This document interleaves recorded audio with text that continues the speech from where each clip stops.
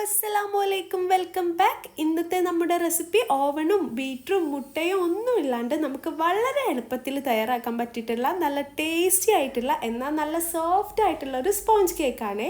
എന്നാൽ നമുക്ക് നേരെ വീഡിയോയിലേക്ക് പോയാലോ? അതിന് മുൻപ് നമ്മുടെ ചാനൽ ആരെങ്കിലും ആദ്യമായിട്ട് കാണാണ്, നിങ്ങൾക്ക് എൻ്റെ ചാനൽ ഇഷ്ടമാവുന്നുണ്ടെങ്കിൽ പ്ലീസ് ഒന്ന് സബ്സ്ക്രൈബ് ചെയ്ത് സപ്പോർട്ട് ചെയ്യണേ. അതുപോലെ നമ്മുടെ വീഡിയോ ഇഷ്ടമായാൽ പ്ലീസ് ഇപ്പം തന്നെ ഒന്ന് ലൈക്ക് ചെയ്തേക്കണേ. എന്നാൽ നമുക്ക് നേരെ കേക്ക് ഉണ്ടാക്കാൻ തുടങ്ങാം. ആദ്യം തന്നെ ഞാനൊരു കേക്ക് ടിന്ന് റെഡിയാക്കി എടുക്കുന്നുണ്ട് കേട്ടോ.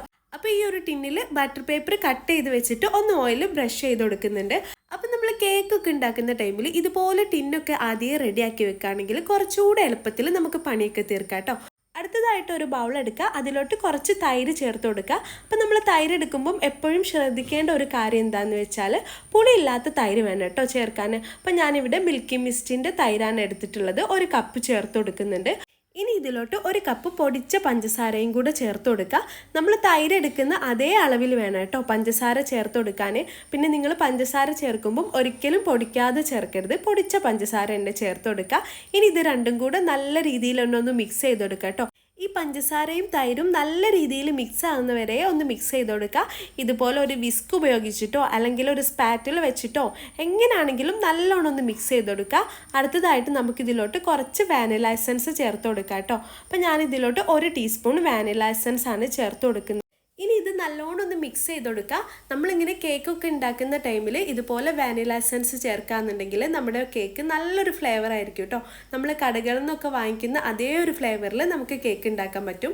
അടുത്തതായിട്ട് ഞാൻ 1 കപ്പ് ഓയിലും കൂടെ ചേർത്ത് കൊടുക്കുന്നുണ്ട്. ഞാനിപ്പോൾ എടുത്തിട്ടുള്ളത് സാധാ ഓയിലാണ് കേട്ടോ. അപ്പം നിങ്ങളുടെ കയ്യിൽ സൺഫ്ലവർ ഓയിൽ ഉണ്ടെങ്കിൽ അത് ചേർത്ത് കൊടുക്കുക.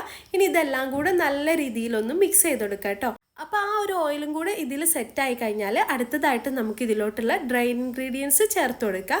നമ്മൾ ഡ്രൈ ഇൻഗ്രീഡിയൻസ് ഒക്കെ കേക്കിൽ ചേർക്കുന്ന ടൈമിൽ ഇതുപോലെ ഒരു അരിപ്പ വെച്ച് അരച്ചിട്ട് വേണം കേട്ടോ ചേർക്കാൻ. അപ്പോൾ ഞാനിവിടെ എടുത്തിട്ടുള്ളത് 1.25 കപ്പ് മൈദയാണ്. അപ്പോൾ ഇതാ 1 കപ്പ് മൈദയും അതുപോലെ ഇതിൻ്റെ 1/4 കപ്പ് മൈദയും കൂടെ ചേർത്ത് കൊടുക്കുന്നുണ്ട്. പിന്നെ 1 ടീസ്പൂണ് ബേക്കിംഗ് പൗഡർ ചേർക്കുന്നുണ്ട്. അതുപോലെ ഒരു 1/4 ടീസ്പൂണ് ബേക്കിംഗ് സോഡ ചേർക്കുന്നുണ്ട്. നിങ്ങൾ ബേക്കിംഗ് സോഡ എടുക്കുന്ന ടൈമിൽ ഒരിക്കലും ബേക്കിംഗ് സോഡ കൂടാൻ പറ്റില്ല കേട്ടോ. അപ്പോൾ അത് ആ ഒരു 1/4 ടീസ്പൂൺ തന്നെ ചേർത്താൽ മതി.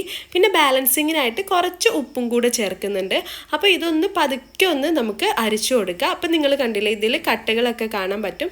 ഒന്ന് പതുക്കെ വേണമെങ്കിൽ കൈ കൊണ്ട് ഇതുപോലെ ഒന്ന് ഉടച്ചു കൊടുക്കുക കേട്ടോ.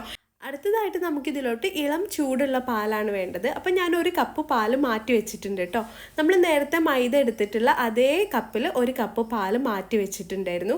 അതിൽ നിന്ന് മൊത്തമായിട്ട് ഒഴിക്കാതെ ഇതുപോലെ പകുതി വെച്ച് ചേർത്ത് കൊടുക്കുക. നമ്മൾ പാല് മൊത്തത്തിൽ ഇതിലോട്ട് ഒഴിച്ച് കൊടുക്കുകയാണെങ്കിൽ നമ്മുടെ ബാറ്റർ നല്ലോണം അങ്ങ് ലൂസായി പോകും കേട്ടോ. അപ്പോൾ നമ്മൾ അതിൻ്റെ ഒരു ബാറ്ററിൻ്റെ ഒരു കൺസിസ്റ്റൻസി അനുസരിച്ചിട്ട് കുറേശ്ശെ ചേർത്ത് മിക്സ് ചെയ്യുന്നതായിരിക്കും കുറച്ചുകൂടെ ബെറ്റർ ആവുക. ഇനി ഇത് നല്ല രീതിയിലൊന്ന് മിക്സ് ചെയ്ത് കൊടുക്കണം. ഇപ്പം നിങ്ങൾക്ക് കാണാൻ പറ്റുമല്ലോ നമ്മുടെ ബാറ്റർ കുറച്ച് തിക്കായിട്ടാണ് ഇരിക്കുന്നത്. അപ്പോൾ നമ്മൾ നേരത്തെ മാറ്റി വെച്ചിട്ടുള്ള ആ ഒരു പാലും കൂടെ ഇതിലോട്ട് ചേർത്ത് കൊടുക്കാണ് കേട്ടോ. അങ്ങനെ ടോട്ടലി ഞാനിവിടെ എടുത്തിട്ടുള്ളത് 1 കപ്പ് പാലാണ്. ഇനി ഇതെല്ലാം കൂടെ ചേർത്ത് നല്ല രീതിയിൽ തന്നെ ഒന്ന് മിക്സ് ചെയ്ത് കൊടുക്കുക. നമ്മൾ ചേർത്തിട്ടുള്ള ഡ്രൈ ഇൻഗ്രീഡിയൻസ് ഒക്കെ നല്ല രീതിയിൽ തന്നെ ഇതിൽ സെറ്റായി കിട്ടണം. ഇപ്പം നിങ്ങൾക്ക് കാണാൻ പറ്റുമല്ലോ നല്ല രീതിയിൽ തന്നെ നമ്മുടെ ബാറ്റർ റെഡി ആയിട്ടുണ്ട്. അപ്പം നമുക്ക് ബാറ്റർ കിട്ടേണ്ടത് ഈ ഒരു കൺസിസ്റ്റൻസിയിലാണ് കേട്ടോ. ഇനി ഇത് നമ്മൾ നേരത്തെ മാറ്റി വെച്ചിട്ടുള്ള ആ ഒരു കേക്ക് ടിന്നിലോട്ട് ചേർത്ത് കൊടുക്കുക. എന്നിട്ട് ഇതുപോലെ ഒന്ന് ടാപ്പ് ചെയ്ത് കൊടുക്കുക. ഇനി നിങ്ങളുടെ കയ്യിൽ ടൂത്ത് പിക്കോ അല്ലെങ്കിൽ എന്തെങ്കിലും ഒരു ഒരു സ്റ്റിക്കൊക്കെ ഉണ്ടെങ്കിൽ അതെടുത്തിട്ട് ഒന്ന് അതിൻ്റെ ആ ഒരു എയർ ബബിൾസൊക്കെ ഒന്ന് പോക്കി കൊടുക്കുക കേട്ടോ. ഞാനിപ്പോൾ ഇവിടെ വിസ്ക് ഉപയോഗിച്ചിട്ടാണ് അതൊന്ന് സെറ്റ് ചെയ്തെടുക്കുന്നത്. ഇനി ഇത് നല്ലോണം ഒന്ന് ടാപ്പ് ചെയ്ത് കൊടുക്കുക. അപ്പോൾ ഈ ഒരു കേക്ക് ഉണ്ടാക്കാൻ തുടങ്ങുന്ന ആ ഒരു ടൈമിൽ തന്നെ നമ്മളൊരു പാത്രം ചൂടാക്കാൻ വേണ്ടി വെച്ചിട്ടുണ്ടായിരുന്നു. ഇതിപ്പം മീഡിയം ടു ലോ ഫ്ലെയിമിൽ വെച്ച് 10 മിനിറ്റ് ചൂടാക്കി വെച്ചിട്ടുള്ള ഒരു പാത്രമാണ്. ഇനി നമുക്ക് ഈ കേക്ക് ഒന്ന് ബേക്ക് ചെയ്തെടുക്കണം. 45 മിനിറ്റ് ലോ ഫ്ലെയിമിൽ വെച്ച് ആവിയൊന്നും ഒട്ടും തന്നെ പുറത്ത് പോകാത്ത വിധത്തിൽ അടച്ച് വെച്ചിട്ട് നമുക്കിതൊന്ന് ബേക്ക് ചെയ്തെടുക്കാം കേട്ടോ.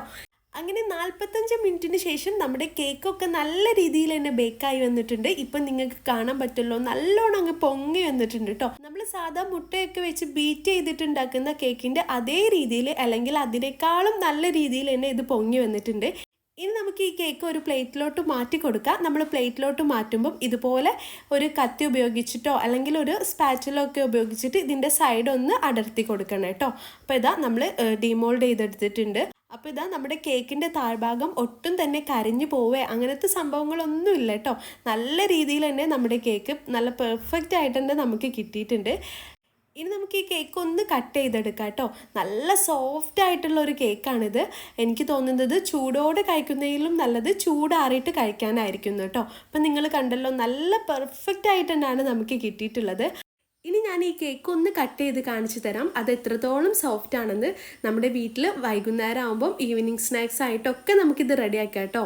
അതുമാത്രമല്ല നമ്മുടെ വീട്ടിലോട്ട് ഗസ്റ്റ് വരുവാണെങ്കിലും അല്ലെങ്കിൽ ഇനി സ്നാക്സ് ബോക്സിനും ഒക്കെ നമുക്കിത് കൊടുത്തു വിടാം കേട്ടോ. അപ്പോൾ എല്ലാവരും മസ്റ്റ് ടൈം ട്രൈ ചെയ്യുക, ഫീഡ്ബാക്ക് അറിയിക്കുക. ഇൻഷാ അല്ലാ പുതിയ നല്ലൊരു വീഡിയോ ആയിട്ട് അല്ലെങ്കിൽ നല്ലൊരു വ്ലോഗായിട്ട് വീണ്ടും കാണാം. Take care, by.